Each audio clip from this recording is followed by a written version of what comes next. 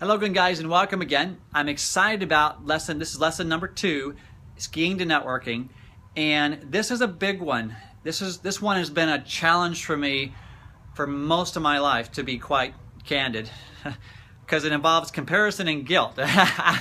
I'm sure none of you ever relate to that or ever do those things. Well, the title of this little lesson is this: downtime. What we think is downtime is actually uptime.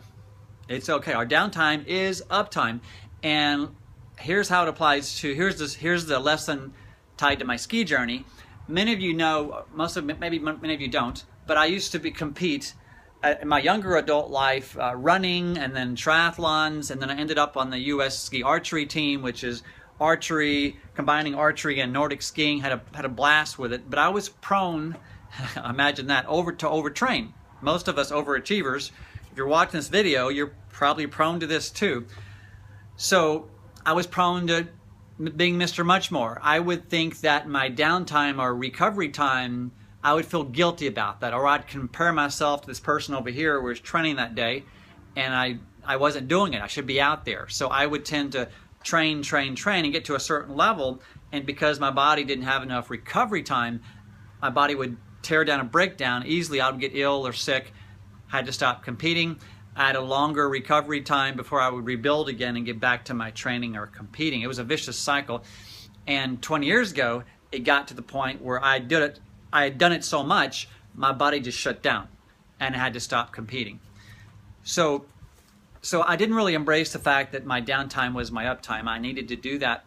And this time coming in, as I mentioned in the first lesson, started my training again back in June.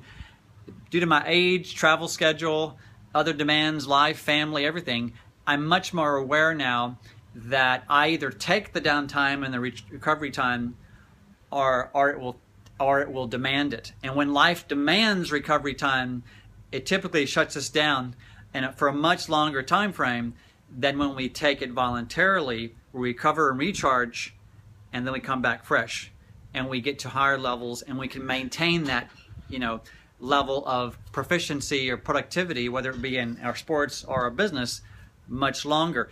Speaking of business, guys, how it relates to our entrepreneurial, or in our case, network marketing journey, is early on in my network marketing career, I would allow my business to be all-consuming.